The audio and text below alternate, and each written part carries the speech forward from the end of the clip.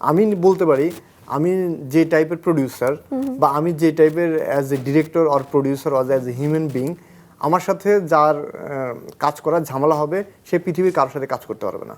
কারণ আমি খুবই স্ট্রেট ফরওয়ার্ড এবং খুবই ক্রিস্টাল ক্লিয়ার। আমরা তো ছোটোবেলা থেকে দেখে আসছি যে ভাই ভাই মিল বা বাবা মা এই দুই ভাইকে কত কষ্ট করে বড় করেছে, তো সেই বাবা মারই নাকের পানি চোখের পানি সব এক হয়ে যাচ্ছে দুই ভাইয়ের ঝামেলাটা বন্ধ করার জন্য। সো ওই পার্সপেক্টিভ থেকে চিন্তা করলাম যে আচ্ছা এই ফ্যামিলিগুলো যদি কিছুটা লেসন পায় এক পাতিলের সংসার নাটক দেখে, বা কিছুটা উৎফুল্ল হয়, কিছুটা মেসেজ যদি আমরা থ্রো করতে পারি ফ্যামিলিগুলোকে আবার একসাথে করার, তাহলে হচ্ছে আমাদের প্রোডাকশনে একটা সার্থকতা তৈরি হবে।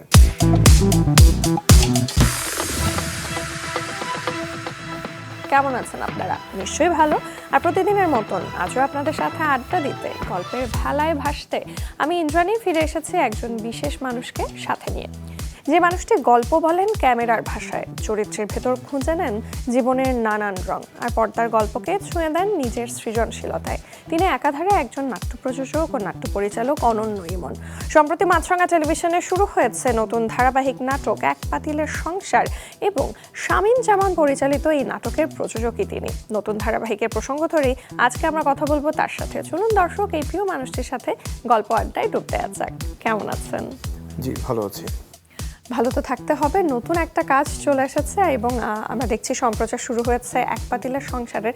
তবে মাছরাঙা টেলিভিশন নিয়ে আমি যদি আপনার কাছে একটু জানতে চাই যে লম্বা একটা জার্নি কিন্তু রয়েছে আপনার সাথে মাছরাঙা টেলিভিশনের। এর আগে শাদি মোবারক গেছে, এখন এক পাতিলের সংসার, তো কিছুদিন আগেই পালিত হলো মাছরাঙা টেলিভিশনের 15তম বর্ষপূর্তি।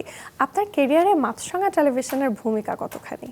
মাছরাঙা টেলিভিশনের ভূমিকা আমার ক্যারিয়ারে অবিস্মরণীয়, বিকজ মাছরাঙা টেলিভিশন শুরু থেকেই হচ্ছে আমি তখন নাটক ডিরেকশন দেওয়া শুরু করেছি মাত্র, তখন থেকে আমার নাটক মাছরাঙা টেলিভিশনে অন এয়ার হতো। এবং আমার মনে আছে মাছরাঙা টেলিভিশনের হেড অফ প্রোগ্রাম আরিফ ভাই আমাকে একবার বলেছিল, কেমিস্ট্রি নামে আমার একটা নাটক ছিল, সজল ভাই এবং হচ্ছে সারিকা ছিলেন। হ্যাঁ, তো আরিফ ভাই আমাকে বলেছিলেন যে ওটা হচ্ছে সর্বোচ্চ পুনঃপ্রচারিত নাটক মাছরাঙা টেলিভিশনের। তো এটা তো অবশ্যই আমার জন্য একটা গ্রেট ফিলিংস। মাছরাঙা টেলিভিশনের মতো এত জনপ্রিয় এস্টাবলিশ একটা টিভি চ্যানেল, সেখানে যদি সর্বোচ্চ পুনঃপ্রচারিত নাটক, ঈদের নাটক ছিল এটা, আমার নাটক হয়ে থাকে, তাহলে সেটা তো আসলেই অনবদ্য। আর আমার মাছরাঙা টেলিভিশনের জন্য আমি খুবই চমৎকার একটি 6 পর্বের সিরিয়াল করেছিলাম।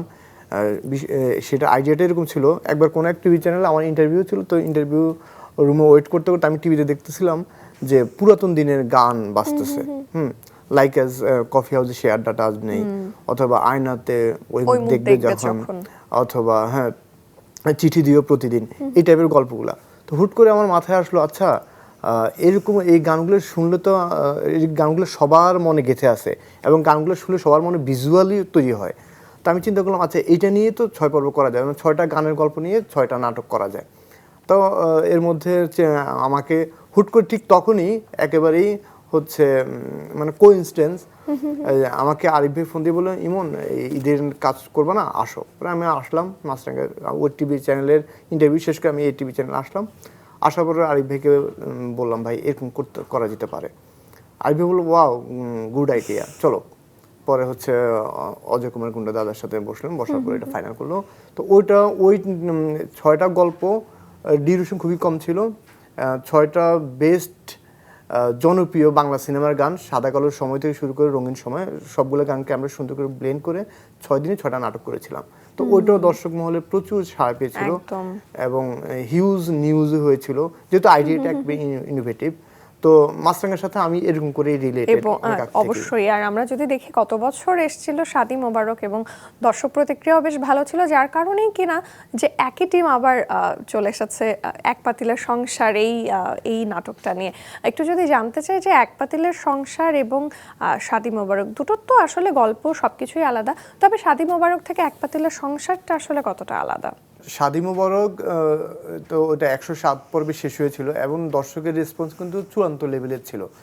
আর শাদি মোবারকের আপনি দর্শক কমেন্টগুলো দেখলে বুঝতে পারবেন, দর্শকের বলবেন এত তাড়াতাড়ি কেন শেষ হয়ে গেল, আর নাটকটা আরও বাড়ানো দরকার ছিল। মানে আমাদের গল্পটা জাস্ট হচ্ছে জমা শুরু করছিল, মানে স্ক্যাডার্ডলি যে ক্যারেক্টারগুলো ছিল, ফ্যামিলিগুলো ছিল, সবগুলোকে একসাথে ইউনাইটেড করার পরেই গল্পটা আসলে শেষ হয়ে যায়। কারণ চ্যানেলে তো অনেক রকম জটিলতা থাকে, বিকজ পাইপলাইনে অনেক সিরিয়াল থাকে, সো ওই সিরিয়ালগুলো অন ইয়ার করা একটা প্রেশার থাকে। আমারটা সো ওই কারণে দ্রুত হতে শেষ করা হয়েছিল।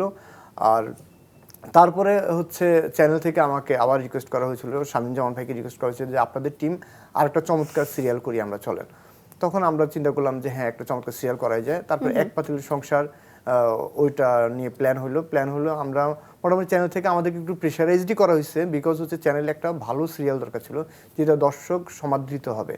তো আমরাও কনফিডেন্ট ছিলাম যে এক পাতিলের সংসার গল্পটা যেমন পরিবার কেন্দ্রিক, এটা হোপসো এটা ভালো ক্লিক করতে পারে। এবং নাটকের শুটিং স্পটে মোশাররফ করিম ভাই, জুই ভাবি ওনারা বলতেছিলেন যে ইমন এই গল্পটা আশা করছি ক্লিক করবে, কারণ অ্যাক্টিং করতেছি, অ্যাক্টিং করে বুঝতেছি যে এটা রেসপন্সটা আমরা খুব ভালো পাবো। তারপরেও তো আমার অনেক টেনশন ছিল, ফাইনালি দেখলাম না, দর্শক এটাকে আসলেই সুন্দরভাবে গ্রহণ করেছে। আর পরিচালক শামীম জামান উনি নিজেও তো একজন অভিনেতা, পরিচালক হিসেবে তার কোন দিকগুলো আপনাকে খুব বেশি মুগ্ধ করেছে? শামীম জামান ভাইয়ের একটা বিষয় আমাকে খুবই মুগ্ধ করে, সেটা হচ্ছে ওনার গল্প নিয়ে ভাবনা। এবং গল্পকে আমি স্ক্রিপ্ট রাইটার যেমন আমাকে বারবার বলতেছিল যে শামীম জামান ভাই তো আমাকে অনেকবার কারেকশন দেয়, 3বার 4বার 5বারও কারেকশন দেয়। আমি বললাম ভাই সেটা তো উচিত, একটা ভালো কাজের জন্য ভালো প্রডিউসার, ভালো ডিরেক্টর, ভালো স্ক্রিপ্ট রাইটার, ভালো আর্টিস্ট, সবার মধ্যে সিনক্রোনাইজেশনটা না থাকলে তো কাজটা হয় না। এবং আপনি হয়তো কারেকশন দিচ্ছেন সেজন্য আপনি বিরক্ত হইতেই পারেন, আসলেই হন, কারণ আপনি বিজি স্ক্রিপ্ট রাইটার। কিন্তু ফাইনালি মাইলেজটা তো আমরা সবাই মিলে পাবো, আপনি আমি আমরা সবাই পাবো। তখন সে বলল না, এটা আমি এখন যে এরকম ফিডব্যাক পাচ্ছি তাতে আমি এটা পজিটিভলি নিচ্ছি। তবে প্রোডিউসার এবং ডিরেক্টরের মধ্যে যদি সামঞ্জস্যটা ঠিকঠাক মতো না হয় তখন অনেক সময় কাজে কর্মে জটিলতা দেখা যায়। আর যেটা একটুখানি জানতে চাইছি, যেহেতু আপনিও নিজে একজন ডিরেক্টর এবং পাশাপাশি এই নাটকটা প্রযোজনাও করছেন, কখনো কি কাজ করতে গিয়ে দুজনের মতের অমিল হয়েছে, বা হলে সেটা সামলেছেন কি করে? যদি আমাদের মতের অমিলও হয় সেটা খুব ম্যাসিভ লেভেলের কিছু না, ছোটোখাটো ইস্যু, ওটা কথা বলে সলিউশন করা যায়। আর আমি বলতে পারি আমি যে টাইপের প্রডিউসার বা আমি যে টাইপের as a director or producer or as a human being, আমার সাথে যার কাজ করার ঝামেলা হবে সে পৃথিবীর কারোর সাথে কাজ করতে পারবে না। কারণ আমি খুবই স্ট্রেট ফরওয়ার্ড এবং খুবই ক্রিস্টাল ক্লিয়ার, আমার সাথে যে পারবে না তার সে পৃথিবীর কোথাও কাজ করতে পারবে না। বাট আমরা যদি নাটকের নামের প্রসঙ্গে আসি, এক পাতিলের সংসার নামের মধ্যেই না মানে একটা দারুণ একটা ব্যাপার লুকিয়ে রয়েছে, সম্ভবত যৌথ পরিবারের মানে একসাথে হয়ে থাকার যে ইউনিটি, সেই জিনিসটা। নামটা কেন এটা চুজ করেছেন? এক পাতিলের সংসার নামটা শুনেই যেমন মানুষ চমৎকৃত হয় বা নিজের মধ্যে একটা ফিল তৈরি হয়, একটা ভিজুয়াল তৈরি হয় যে এক পাতিলের সংসার মানে হচ্ছে একান্নবর্তী সংসার। সো ওই ফিল থেকে এখন যেহেতু পরিবার কেন্দ্রিক গল্পগুলো মানুষ দেখছে, কিন্তু আমরা কিন্তু পরিবার কেন্দ্রিক গল্পগুলো ম্যাক্সিমামই দেখছি শহর কেন্দ্রিক গল্পগুলো, শহর মফস্বল এই টাইপের গল্প। কিন্তু গ্রামের গল্পে আমরা এরকম পরিবার কেন্দ্রিক গল্প দেখি না। তো ওই জায়গা থেকে আমরা বললাম আমরা গ্রামের মানুষের পরিবার নিয়ে যে হতাশা, দুঃখ, বিদ্বেষ, ফ্যামিলি পলিটিক্স, সেগুলো নিয়ে আমরা কেন গল্প বলি না, ওই থ্রুতে প্ল্যান করা। আজকাল যেটা শুনতে পাওয়া যায় যে সেটা ধারাবাহিক হোক কিংবা সিঙ্গেল নাটক, যে বাজেটের স্বল্পতা রয়েছে এবং অনেকটা কম্প্রোমাইজ করেই অনেক সময় নাটকগুলো তৈরি করতে হয়। সেক্ষেত্রে পরিচালক শামীম জামান এটা নিয়ে কি কোনো অভিযোগ জানিয়েছেন? আমি যদি এক পাতিলের সংসারের কথা বলি, কি দাঁড়িয়েছে বিষয়টা? এক পাতিলের সংসার বাজেট আমি চ্যানেল থেকে যেটা পেয়েছি সেটা আসলে আমাদের কর্মপরিধি যেমন এখানে আলাদা করে সেট করা লেগেছিল, প্লাস হচ্ছে আলাদা আলাদা জোন আছে, সো ওই জোন শিফটিং অনেক সময় চলে যায়। বাজেটটা তুলনামূলক কিছুটা কম। আর হচ্ছে অ্যাজ এ প্রডিউসার আমি যেটা আমার যেটা প্রফিট মার্জিন সেটাও আহামরি ওরকম না। সো সব কিছু মিলে আমার মনে হয় বাজেটটা আরেকটু ভালো হলে আমরা আরেকটু স্প্রেড হয়ে আরেকটু ভালো অ্যারেঞ্জমেন্ট নিয়ে কাজটা করতে পারতাম। আমরা দেখেছি আসলে একান্নবর্তী সংসার কিংবা যে কোনো সংসারে আসলে নানান মানুষের একটা সম্মেলন যেহেতু ঘটে, এই যে নানান মানুষ, নানান মত, অনেক কিছু একসাথে ডিল করতে হয়। সেক্ষেত্রে আপনি যখন ছোট থেকে বড় হয়েছেন, আপনার পরিবার বা আপনার আশপাশের পরিবারগুলোকে কিভাবে দেখেছেন? ছোটবেলায় আমার যেটা মনে পড়ে, একেবারে আমি যে ফ্যামিলিতে বড় হয়েছি, আমার আম্মু হচ্ছে আমার জেঠিকে, কাকিকে হচ্ছে মা ডাকতে বলতেন। আচ্ছা। আমি আমার জেঠিমাকে হচ্ছে মা ডাকতাম, তারপর হচ্ছে পাশে অন্যান্য যারা আছেন তাদেরকে হচ্ছে খালাম্মা ডাকতাম। এটা হচ্ছে আমার আম্মু আমাকে শিখেছে। এখন আমি বড় হওয়ার পর আমি জিজ্ঞেস করলাম, আচ্ছা আমি আপনাকে কেন মা ডাকি, আমি আপনাকে কেন খালাম্মা ডাকি, আপনি তো আমার মায়ের বোন না। পর বললো এটা হচ্ছে তোমার আম্মু ছোটবেলা থেকে তোমাকে শিখেছে। এবং আমাদের পরিবার, আমাদের পুরো বাড়িটাকে এরকম করে বন্ডিংটা এত স্ট্রং ছিল, এত সুন্দর করে উনি এগুলা মেনটেন করতেন। এবং আমার আম্মু হচ্ছে কারো ছেলে কিংবা কারো যখন মেয়ে হতো আমার আম্মুর কাছে আসতো, আসার পর হচ্ছে আমার আম্মুর কাছ থেকে নামটা নিত, সুন্দর সুন্দর উনি সুন্দর সুন্দর করে নাম রাখতে পারতেন। আমার কিন্তু ব্যাড লাক হচ্ছে আমি কিন্তু গ্রামের বাড়িতে বেশি দিন থাকতে পারিনি, বিকজ আমার অজপাড়া গায়ে ছিল আমাদের বাড়ি, তো ওখানে কোনো ভালো স্কুল ছিল না। সো দ্যাটস ওয়াই হচ্ছে আমার আব্বু আম্মু ডিসিশন নিচ্ছেন ওকে তো গ্রামে রাখা যাবে না। আমি একটু দুষ্ট ছিলাম, কন্ট্রোললেস ছিলাম। সো আমি ঢাকায় চলে এসেছি। ঢাকায় আমার খালা বাসায় ছিলাম এবং ক্লাস 1 থেকে 10 পর্যন্ত আমি ঢাকা গভর্নমেন্ট ল্যাবরেটরিতে পড়াশোনা করেছি। তারপর তো ঢাকা কলেজ, তারপর জাহাঙ্গীর ইউনিভার্সিটি। এই সুন্দর একটা জার্নি। তবে আমরা এখন দেখছি যে শহুরে জায়গায় তো আমরা দেখি যে প্রায়শই এখন তো সবই বলতে গেলে অনুপরিবার, কিন্তু একইভাবে গ্রামাঞ্চলেও কিন্তু যৌথ পরিবারটা ভেঙে যাচ্ছে। তো যেহেতু আপনি একটা চমৎকার পরিবেশে বড় হয়েছেন, আপনার ছোটবেলাটা আসলে শুধু যে নিজের পরিবার না, আশপাশের সবাই মিলেই আপনার একটা পরিবার ছিল। তো এই ব্যাপারটা আপনাকে কতটা ব্যথিত করে? এটা আসলেই উদ্বেগজনক, বিকজ আমি দেখি যে আমার যখন ছোটবেলা ধরুন আমি ফাইনাল এক্সাম শেষ হওয়ার পর তো গ্রামের বাড়িতে বেড়াতে যেতাম, তো সবার সাথে কথা হতো। ফ্যামিলি এত স্ট্রং বন্ডিং, এত আন্তরিকতা, এত হৃদ্যতা, সেটা এখন আর নাই। ওই ফ্যামিলিগুলোতে এখন ওদের ছেলেরা বড় হয়েছে বা মেয়েরা বড় হয়েছে, ছেলেদের বিয়ে দেওয়া হয়েছে, ওদের ওয়াইফরা আসছেন, আসার পর আমি দেখলাম যে বাবা মায়ের মধ্যে মানে তুলনা রহিত গ্যাঞ্জাম, ফেসাদ, মানে খাবে না একসাথে, খাবে না একসাথে, রান্না করবে না, এই ঝামেলা সে ঝামেলা। আমার সবসময় কান আসে এবং আমি খুব ব্যথিত হই যে আগের ফ্যামিলি ট্রেডিশনগুলো কেমন ছিল আর এখনকার সময়ে মানুষগুলো কেমন যেন হয়ে গেছে, স্ক্যাটার্ড হয়ে যাচ্ছে, কেউ কারোর সাথে থাকতে চাচ্ছে না। প্রত্যক্ষ না হলেও খানিকটা পরোক্ষভাবেই কিন্তু এই ব্যাপারগুলো আপনার ভেতরে একটা জায়গা তৈরি করেছে, যার ফলশ্রুতিতেই বোধহয় আপনি এক পাতিলে সংসার নিয়ে ভেবেছেন, প্ল্যান করেছেন। আমি একটু বিহাইন্ড দ্য স্টোরি জানতে চাই যে কেন প্ল্যান করলেন এক পাতিলে সংসার নিয়ে? ডেফিনেটলি এক পাতিলের সংসার, আর ওইটা তো একটা ইস্যু ছিলই যে ফ্যামিলিগুলো ভেঙে যাচ্ছে তুচ্ছ কারণে। কিন্তু দেখা গেলো বিয়ের আগে যে দুই ভাইয়ের গলায় গলায় মিল ছিল, বিয়ের পরে অমিলটা প্রকটভাবে চোখে পড়ে। কারণ হচ্ছে তখন নিজেদের ফ্যামিলি হয়ে যায়, নিজেদের আলাদা ফিউচার প্ল্যানিং হয়ে যায়, বেবিরা আসার পরে হচ্ছে কন্ট্রাডিকশনগুলো ক্রিয়েট হয়। কিন্তু এইটা আসলে আমরা যারা আছি তারা ব্যথিত হই, কারণ আমরা তো ছোটবেলা থেকে দেখে আসছি যে ভাই ভাই মিল, বা বাবা মা এই দুই ভাইকে কত কষ্ট করে বড় করেছে, তো সেই বাবা মারই নাকের পানি চোখের পানি সব এক হয়ে যাচ্ছে দুই ভাইয়ের ঝামেলাটা বন্ধ করার জন্য।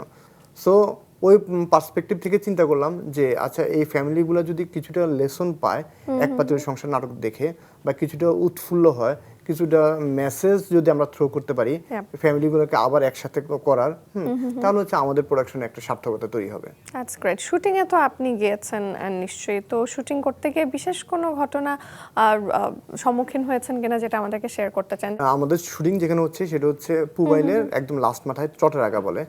তো আমরা মনে করছিলাম লাস্ট মান্থে বৃষ্টির প্রকোপটা কমে যাবে, কিন্তু দেখা গেলো না, বৃষ্টি যেমন আর কি আবহাওয়ার সিচুয়েশনটা যেমন, যে বৃষ্টির প্রকোপটা উল্টো বেড়েই গেল। তো ওইটা হচ্ছে যাওয়ার পথ যেটা পায়ে হাঁটা পথ, ওই পথটা পুরোপুরি ডুবে গেছে। তো এখন এত আর্টিস্ট, এত শুটিংয়ের সরঞ্জাম, লাইট, ক্যামেরা, প্রোডাকশন লোকজন, ইচ অ্যান্ড এভরিথিং, জেনারেটর, তো ওইভাবে পার হওয়ার কোনো স্কোপ নেই, পায়ে হেঁটে পার হওয়া একেবারে ইম্পসিবল। তখন হচ্ছে ডিরেক্টরকে আমার সাথে শেয়ার করলো যে একটা নৌকা ভাড়া করতে হবে। আমি ওকে নো প্রবলেম, তাহলে কিন্তু বড় নৌকা নিয়ে না, আবার আর্টিস্টরা বা শুটিংয়ের সরঞ্জাম দিন নেওয়ার পথে যাতে নৌকা ডুবে না দেয়, সেক্ষেত্রে আরেকটা ঘটনা ঘটে যেতে পারে। পরে বললো না একটু বড় নৌকায় অ্যারেঞ্জ করবো। তারপর হচ্ছে একটা বড় নৌকা অ্যারেঞ্জ করলো এবং ওই শুটিং স্পটে যাওয়া লাগছে কিন্তু সব ইচ অ্যান্ড এভরি ওয়ানকে নৌকায় ছড়ে। তো এইটা একটা বড় মজার বিষয় ছিল। ওখানে গুণী অভিনেতা মোশাররফ করিমও অভিনয় করেছেন, তার সাথে আপনি অনেকগুলো প্রজেক্ট করেছেন এবং আপনি ফার্দার মানে আগে যখন আপনার সাথে দেখা হয়েছিল আপনি বলেছিলেন যে এই গুণী অভিনেতা মোশাররফ করিমের সাথে আপনি বারবার কাজ করতে চান। আচ্ছা, তাকে নিয়ে এমন কিছু আমাদেরকে বলুন যেটা মানে দর্শকরা এখন পর্যন্ত জানেন না।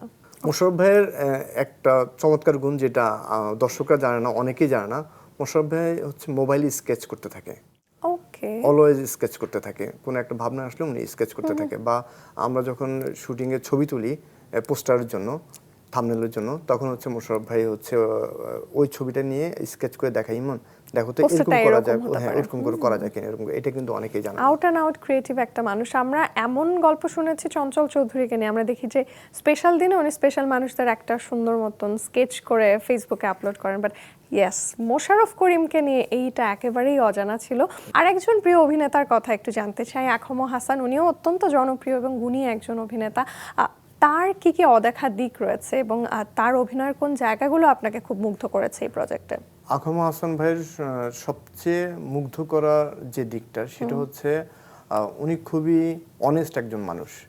উনি আর অযথা কথা, অযথা বাগানবড়তা, অযথা অ্যাক্টিভিটিস শো করা, অযথা এক্সপ্রেশন দেওয়া, এরকম উনি কিছুই করেন না। উনি জাস্ট ক্যারেক্টারটা হয়েই থাকেন এবং আমরা ওনাকে যেমন দেখি, ওনার অধিকাংশ ক্যারেক্টারগুলোতে আমরা দেখি একটু পোড় খাওয়া, একটু শান্তিপ্রিয়, একটু নিরীহ, গোবেচারা টাইপের। হ্যাঁ, উনি মানুষটা কিন্তু আসলে এমনই, মানে ভিতরে বাইরে একেবারেই এই মানুষটা।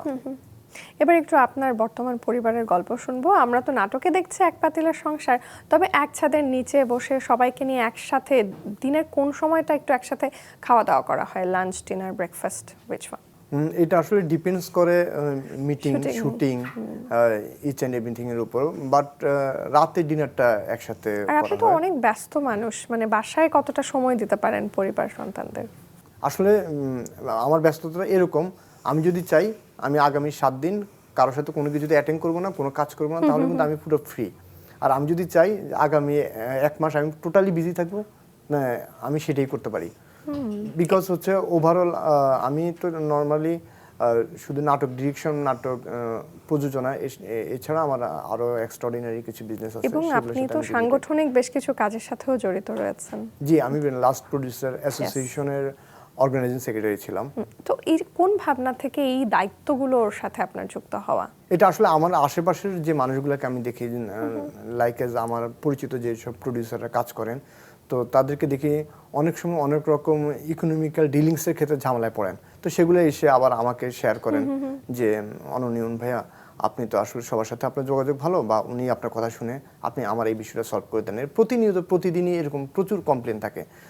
তখন আমি ঠিক ওই প্রোডিউসার, ওই ডিরেক্টর বা ওই আর্টিস্ট, ওদের সাথে নেগোসিয়েশন করার একটা প্ল্যান করে দিই, বা টাকাটা উদ্ধার করার বা যে ঝামেলাটা আছে সেই ঝামেলাটা সলভ করার চেষ্টা করি।